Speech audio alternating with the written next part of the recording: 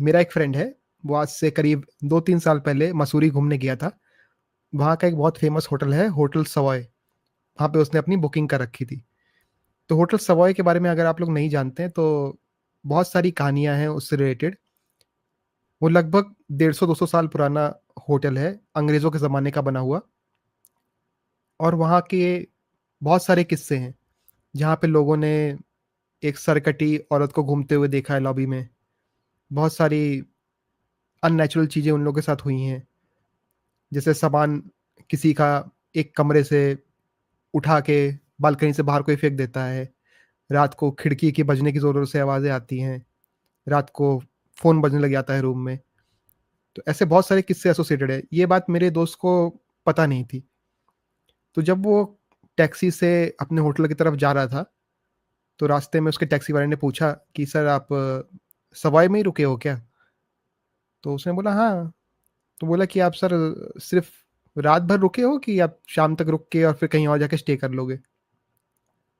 तो उसने बोला नहीं, नहीं पूरे रात भर का स्टे है मेरा। आज रात का स्टे है, फिर कल उसके बाद मैं वहाँ से देहरादून जाऊँगा मसूरी से। तो टैक्सी वाला बोलता है कि सर कोई भी ऐसे रुकता नहीं है जाके सवाई में इतना एक रात को। ज़्यादातर लोग आते हैं तो शाम को होके निकल जाते हैं, जिनको इसके बारे में पता है। तो मुझे लगता है कि आप बाहर के सिटी से आए हैं, तो आपको कुछ ना कुछ जानकारी इसके बारे में होगी। आप पढ़ के आए होंगे, आपने पढ़ के इसकी बुकिंग करी होगी। उसने बोला, "नहीं, मैंने तो कोई ऐसी पढ़ के बुकिंग नहीं करी।" तो बोलता है कि आप थोड़ा केयरफुल रहिएगा। रात में कुछ भी ऐसा आहट आपको सुनाई दे कमरे के बाहर, तो कमरे के बाहर मत निकलिएगा। अपने कमरे में ही रहिएगा। बोलता है, "तुम ऐसा क्यों बोल रहे हो?" उसने बोला कि मैं यहाँ पे बहुत सालों से रह रहा हूँ और मैंने बहुत सारे किस्से सुने हैं। अक्सर लोग कंप्लेन करते हैं कि रात को कमरे में जो फ़ोन रखा हुआ है, वो फ़ोन बजता है, लगभग 2 या 3 बजे के आस-पास। तो मैं आपसे रिक्वेस्ट करता हूँ कि अगर वो फ़ोन बजे आपके कमरे में, तो फ़ोन उठाइएगा मत। अब मेरा दोस्त बहुत डर गया। डरते-डरते अब किस तरह से बुकिंग करी हुई है, तो होटल पहुँचता है ये। वहाँ जाके रिसेप्शन पे जाके चेक इन वेक इन करता है। रिसेप्शन वाले उसको कमरे का चाबी दे देते हैं। भाई साहब अपने कमरे में जाके तुरंत फ्रेश होके और सब लॉक करके बैठ जाते हैं। सारे खिड़की दरवाजे बंद कर लेते हैं। देर रात हो गई, 10 बज गया है, 11 बज गया है।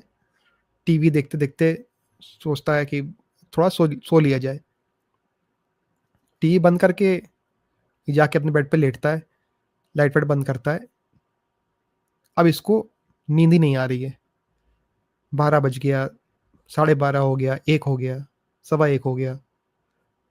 अचानक थोड़ी देर के लिए इसकी आँख लगती है, लेकिन एकदम से कमरे में कोई आहट होती है, ये हड़बड़ा के उठ जाता है।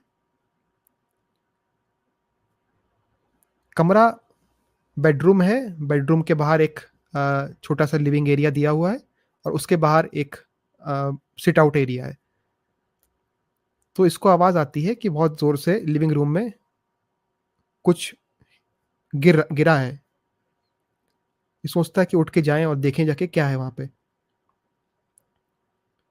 ये कमरे से बाहर निकलता है, अपने कमरे में खड़ा हुआ है, बाहर निकलता है थोड़ा-सा, दिखता है लिविंग रूम में कोई नहीं, पूरा सन्नाटा पसरा हुआ है, अंधेरा है चारों तरफ।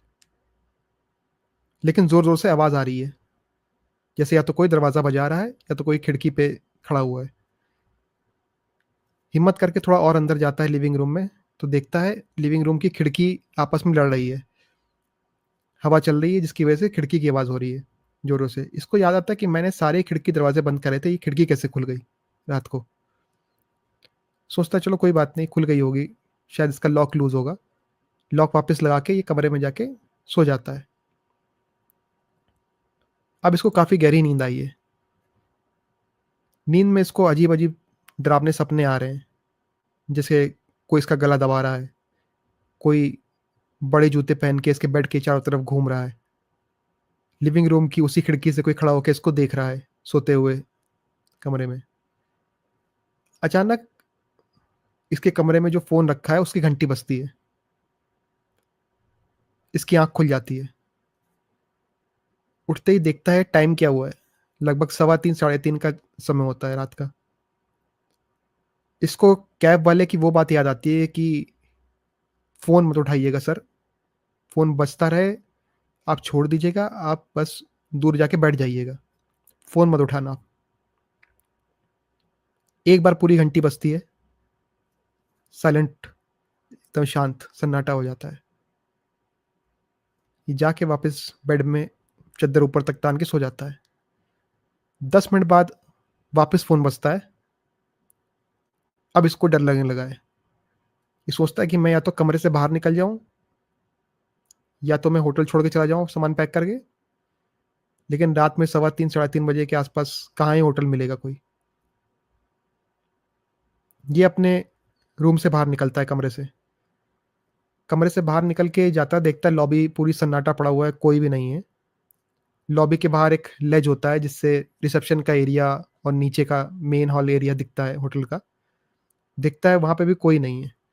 रिसेप्शन पे भी कोई नहीं बैठा हुआ है। अब इसको वाक़ई डर लगने लगता है कि ये फ़ोन कहाँ से आ रहा है। कोई चारा बचता नहीं इसके पास, कमरा जाता है, कमरा बंद करके आराम से जाके लिविंग रूम में चद्दर ऊपर तक करके सोने का ट्राई करता है।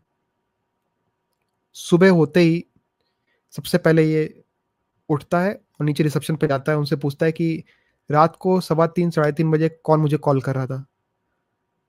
रिसेप्शन बोलता है कि नहीं सर, यहाँ से कोई नहीं कॉल नहीं करता है।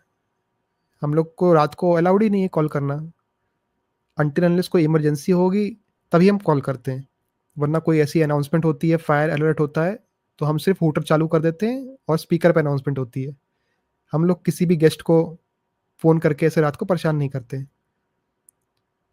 अब ये वहाँ पे अड़ गया कि नहीं, मुझे रात में 2-3 बार कॉल आया है मेरे लैंडलाइन पे कमरे में। बोलता है सर, हो ही नहीं सकता, आप जाके रिकॉर्ड चेक कर लीजिए। ये लोग कैमरा-वैमरा चेक करते हैं, रिसेप्शन पे भी कोई नहीं है उस समय। तो वो कॉल किसने करी इसको समझ में नहीं आया।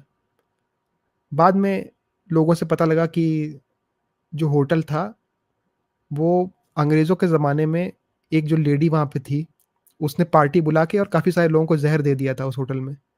तो काफ़ी सारे लोगों की डेथ हुई थी उस होटल में। ये एक स्टोरी थी जो मुझे मेरे एक फ्रेंड ने भेजी थी।